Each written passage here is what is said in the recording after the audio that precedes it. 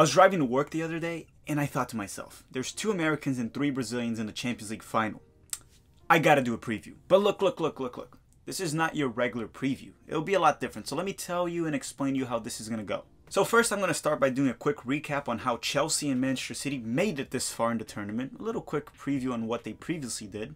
Then, because this is an American channel, and hopefully if you're not an American viewer, you'll enjoy it as well, I'm going to quickly talk about how Christian Pulisic being in the final and possibly winning, playing a key role in this Chelsea squad, could affect US soccer. What are the positives? What's going on there? Obviously, Zach Steffen is in it as well, but I'm going to talk more about the importance of Christian Pulisic being there. And during the Christian Pulisic section, we will have a very, very special guest. Younes from Younes Talks Football on YouTube, a fantastic Chelsea channel, which, by the way, guys, I'm putting his link on the description. If you want to stay up to date with Chelsea news, great watch-alongs, and, well, obviously Christian Pulisic, because he does talk about him in the channel, go subscribe to his channel. I'm putting the link on the description. He'll be talking about Christian Pulisic from a British perspective, and he'll be giving his prediction for the game. And then, at the end of the video, I'm going to try to explain to you why is Manchester City from Pep Guardiola struggling so much against Thomas Tuchel? Why did they lose both matches that they had this season? Why is that happening? Along with that, I'll give you my predicted lineup and my prediction score for this game. With that said, guys, make sure to comment down below your prediction of who's going to win the Champions League, Manchester City and Chelsea. And I guess put the score as well. Just tell me why. And if you enjoy these types of content and all of that, make sure to hit the like button. And if you're new here, to subscribe and hit that notification bell down below. Alright, with all that said, let's hear it from our sponsor. Big thank you to OneFootball for sponsoring this video and for being one of my main sources as well with any updates that I need in analysis. So, big shout out to them. 2 birds, 1 stone right there for me. But look. It's not called football. It's called soccer. OneFootball is the perfect soccer app. On it, you can follow your favorite player, league, tournament, match highlights, match trackers, videos, everything you need. So it's very customizable. I use it myself for the USMNT Abroad series and when I need certain specific information on certain players, when I'm not able to watch the game as well. Look, I'm not trying to sell you a product because the link down in the description is a free download on your iPhone and your Android. So you can feel free to do it. If you do it, you'll be helping me. You'll be helping yourself as well. So a big thank you to OneFootball for sponsoring the video, supporting us from Tactical Manager TV, independent creators. And also you guys can support us as well because it is free to download the app down in the description. It is also free to hit the like button. So you guys can do both of that right now. Download the link and hit the like button. There's also one thing to say. Maybe if we get enough downloads, we can get them to change from OneFootball to OneSoccer. So let's try to make that happen.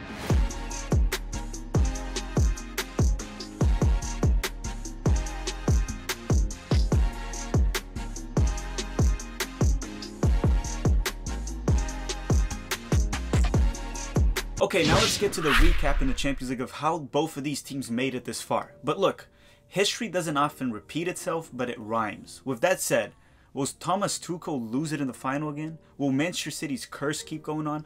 What will happen? Along with that, if Manchester City loses, will Aguero change his mind and stay? I mean, he did promise to leave only when they won the Champions League, so we'll see about that.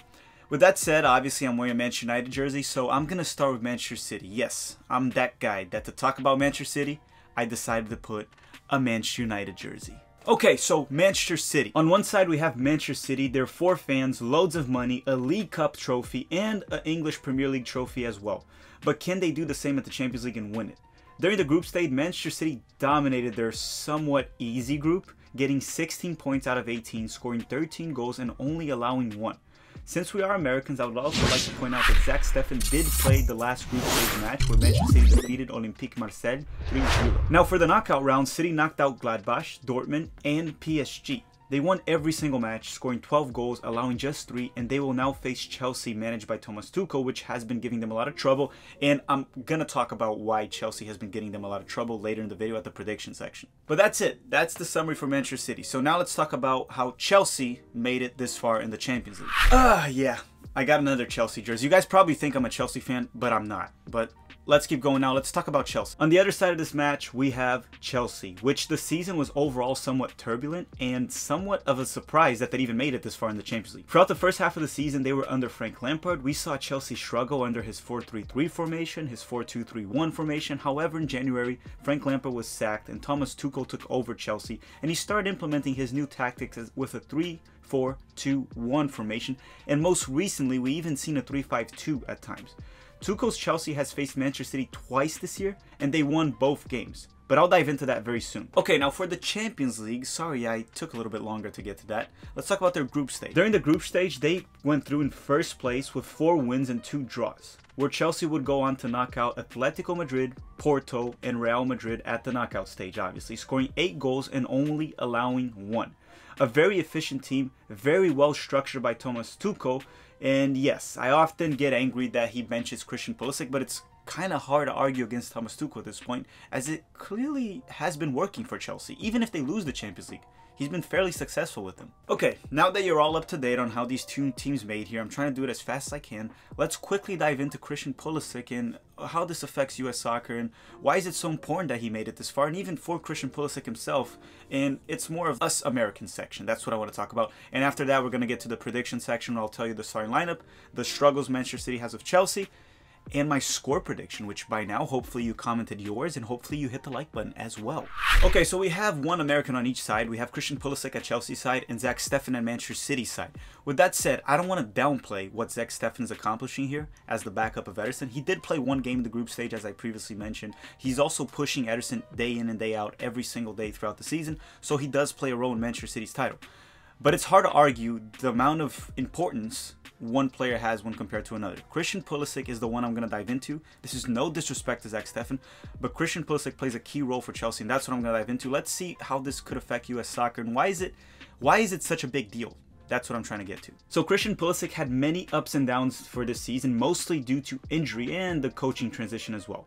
In the UCL, the Champions League, he had 9 matches played, 2 goals, and 2 assists. But throughout those matches, he only played 396 minutes, which is 4.5 games roughly. So those stats are actually quite impressive. So in roughly 4.5 games, he had 2 goals and 2 assists. That's pretty good in my opinion. He got the assist for the second goal that put the nail in the coffin for Chelsea versus Atletico Madrid at the round of 16. He also got man of the match for Chelsea at the second leg versus Porto during the quarterfinals. And at the semifinals, they scored 3 goals versus Real Madrid. Chelsea did score 3 goals, to which Pulisic scored 1 and got an assist for another. So he's been nothing but impressive and very decisive and very important for Chelsea in the Champions League at the round of 16, at the quarterfinals, and in the semifinals. He's one of the big reasons they went through. So no one can argue that maybe Chelsea wouldn't have made it this far without Christian Pulisic. He plays a key role in this team. He also became the first USMNT player to score the Champions League semi-final, and also became the youngest Chelsea player in history to score in the Champions League semi-final or later. But all of that I'm talking about is at a club level. Is this important for the US men's national team? Does it matter? Because it's all on the club level, right? It shouldn't matter. Well, it actually does matter. So let's go to my first take on why this matters. First of all, Americans will start to get more respect internationally, which will open more doors for more Americans going abroad, and you'll see more elite clubs looking into the US market in general for more talent, which honestly, we are already seeing that, but it'll just get bigger and bigger as more Americans become real talents, real important players. Kids in the US will also have a player to look up to, and yes, I know Landon Donovan did in the national team level, and kids look up to him, but in the past, we've never had a player having an impact in a Champions League winning team. And this can get more kids to play the sport in America, more kids to watch the Champions League, Premier League, get involved with the sport, and even the growth of the MLS in general as the sport grows in America. These kids need idols, and Christian Pulisic can become an idol if he wins the Champions League, essentially playing a key role. He already has a lot of fans in the United States, but it plays a role, trust me. It does help. Look in Brazil. We always have all these players, Ronaldo Phenomenon, Ronaldinho, that the kids look up to, and they want to become that player that wins a Champions League with Barcelona, or whatever it is the case. Last but not least, and this point I'm about to make, it serves for all the American players playing abroad. It helps us build a winning culture. As silly as that sounds, this matters. Honestly, in 2009 per se, we saw that. Brazil had a winning culture, and they found a way to come back and defeat the US men's national team after being down 2-0 at halftime. Brazil was more talented, I get it, but they had to grind it out. The losing team mentality would make them quit, but they had a winning team mentality and they got the win. Mexico scores the goals against us and we're behind. We need a winning culture to come back. We need a want to get that win rather than put our heads down and accept defeat, that they're better, which is not true. So essentially, this winning culture needs to come into our players' heads. And I truly believe MLS players do lack that winning culture. And we've heard it from many different players. We had an interview with Terrence Boyd here at the channel. He talked about that. The European-based players have more of a winning culture. It's not just about playing in Europe. You have to win in Europe. Once you win in Europe, that culture just grows more and more. So that is very important for us to start winning trophies. And as you know, if we win more trophies with the USMNT, more kids will want to play the sport, more people will start talking about the sport, more people will care, and that's how it can grow in America. So Christian Pulisic plays a much bigger role on growth of US soccer than many believe, especially making to the Champions League final right now. And now let's bring in Younes from Younes Talks Football. So Younes, first, thank you again for being here at the channel. And as Americans here and everything, we tend to hype up Christian Pulisic, which we personally think it's well deserved, but we wanted to hear from you. What is your honest point of view in regards to Christian Pulisic as a Chelsea fan and as someone from the UK? How do you rate Christian Pulisic and what's your expectations for him? Just talk about him for a little bit.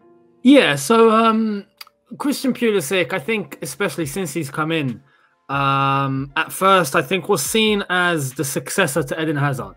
You know, Hazard left, we managed to get Pulisic, and I think a lot of people looked at him and thought, yeah, this could be the next guy.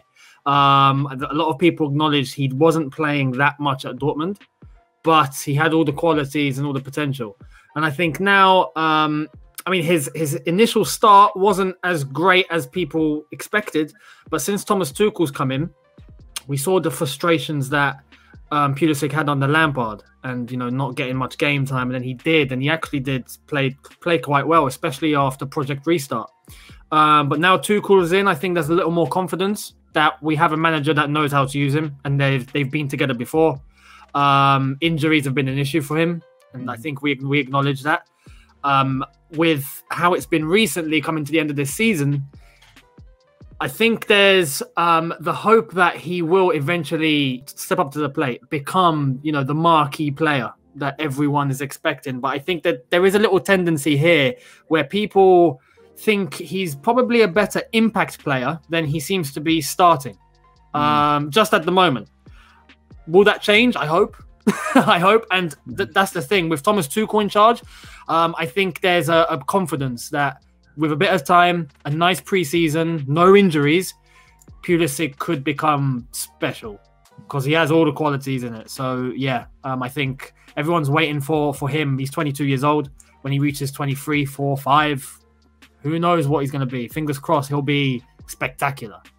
Yeah, I guess it's somewhat similar to our expectation. As long as he's healthy, we've seen in limited minutes how much impact he had for Chelsea in the quarterfinals, the semifinals, and hopefully the final coming up. So it's all about him being healthy. So it's essentially consistency. That's it is. Yeah. It's the key issue, and it ties in with the fact that he's been injured. We haven't had a Pulisic that has just, had a massive amount of games or massive run of games where he's starting. This season is probably not best to judge anyone because of the rotation we've had to put in. We've got a large squad, loads of fixtures. Now we're in the Champions League final. Coming up into this part of the season was crazy in the race for top 4. So, yeah, with a nice preseason, and then we start fresh from next season with Thomas Tuchel. We'll see exactly how he's going to fare with some consistency, but confidence is high. 2 questions for you now to finish up. First one, would you start Christian Pulisic in the final? It's tough because... You're in an American channel. Think about your answer. I have to. I'll just say, yeah. No, it's tough because of his recent form. Mm-hmm. If it were me, just personally... out of choice, I'd say yes. I think there's always a little risk because of how he's played in the last couple of games, which hasn't been fantastic. But then again, you could say the same for quite a lot of players in the team. He was in those lineups. I can understand if maybe Tuchel goes to a Havertz or he turns to a Ziyech against Manchester City, like we've seen recently against City, where Ziyech actually had a really good game. So that could be. If Pulisic's at his best, absolutely. But right now, there's no even not just Pulisic, but many players, there's no, basis to know if he's going to be at his best, or anyone. We don't really know what Chelsea's going to show up. Is it the Chelsea that reached the final and Pulisic was a massive part of that? Or is it Chelsea that lost to Villa, West Ham and Arsenal? Villa, Leicester and Arsenal. We don't know. So if he's at his best, absolutely. And now your score prediction for the final. Oh man, I have to say, I'll be lying if I said I wasn't a little bit worried. But because it's a Champions League final and we've had experience, I'm gonna say on the night, Chelsea 2-1 win. No bias right there. No bias. Younes, thank you very much. No problem at all, my friend. Well, with that said, let's go to the final section of the video, where I'm going to talk about the predicted lineups, who I think will start, why, explain Manchester City's struggles against Chelsea, and give my score prediction. So guys, if you're enjoying the content for now, don't forget to hit that like button, please. It really helps us. I'll say thank you in the comment section or something like that. I guess that's the best I can do, I think. Okay, so what is the starting lineup for Chelsea? Then I'm going to get to Manchester City very soon. Let's go into that right now. Tuchel mostly goes with a 3-4-2-1 formation, even though we have seen the 3-5-2 as of late. The tactical variations don't change his strategy. The way Tuchel sets up the team makes it extremely hard to press, as it would require the opponent to get many players up top to outnumber Chelsea at their defensive side of the field. Their defensive shape as well is very narrow when they don't have the ball, which forces the opponent to go wide, which causes a lot of problems for the Manchester City team. So that's one of the reasons Manchester City has been struggling with Chelsea so much. The 3-4-2-1 formation that they often go with, it essentially makes it's very narrow and it forces the team to go to the side. And as you know, Pep Guardiola likes to play through the inside, the tiki-taka, pass the ball, try to penetrate through the middle. And it's very hard to do so against this Chelsea team. And that's why they're struggling. We even saw Pep Guardiola in one of their matches put Aguero and Gabriel Jesus in that match to see if he could just maybe throw balls in the box, have two center forwards there, see if it works. It didn't work. He lost that game as well. 2 losses against Thomas Tuchel this far this season. With that said, I believe that they will go with a 3-4-2-1 formation against Manchester City. And at the time of this recording, these are the players that are healthy and I believe they'll play. So I think they're going to go with Mendy on goal, Christensen as the right center back, even though he's returning from injury, so we could see Azpilicueta. The central center back will be Thiago Silva. The left center back will be Rudiger. Now the right wing back, I believe, will be Reece James. And the left wing back will be Ben Chilwell. Now for the midfield, this is the tricky one because Conte did get injured against Leicester with his hamstring, but Tuchel has come out and has shown some optimism. So I think it'll be Conte and Jorginho in the midfield. Now the attacking midfielders, or the wide attacking midfielders, are probably going to be Mason Mount. And then the other one, I think it will be Christian Pulisic. Yes, I think Christian Pulisic will start. Kai Havertz also tweaked his hamstring, so he might be a little iffy for this game. And I don't think he's going to start Ziyech. With that said, the center forward that I believe for this game will be no one less than Timo Werner. That's the starting lineup I think we'll go with Chelsea. I'm just a little bit in between if Conte will play and between Christian Pulisic and Kai Havertz. I think Pulisic might start actually. Now let's go to the Manchester City starting lineup. It's very hard to predict what formation Pep Guardiola will use, as we've seen so many different variations from him throughout the season. We've seen the 4-3-3, we've seen 3 defender formations, we have seen 4-4-2s, so many different variations. With that said, I'm going to try to do my best to predict it because, as I said, Chelsea plays very narrow, and I don't think the best way to counter it is putting more center forwards. So with that said, I think he's going to go for a false 9 in his formation. And I think he's actually going to go for 4-3-3. So let's dive into that. I think he's going to go for 4-3-3 and a false 9 to try to mess with Thomas Tuchel's 3-defender formation in the back. I think he's going to go with Ederson on goal, Kyle Walker as the right back, even though he seems like he's a little knocked up with an injury, but he's likely going to be available. The right center back will be Stones. The left center back, Ruben Dias, that has been absolutely fantastic this season. Cancelo will be the left back. In the midfield, I think he's going to have Fernandinho as the holding midfielder, giving freedom for Bernardo Silva and Gundogan to play as the playmakers right there in that midfield, along with Mahrez playing on the right wing, Phil Foden playing on the left wing, and Kevin De Bruyne as the false 9. I know this sounds crazy and it might be Pep Guardiola overthinking, or it just might be me overthinking, but I really think he's going to do something like that to try to counter Thomas Tuchel.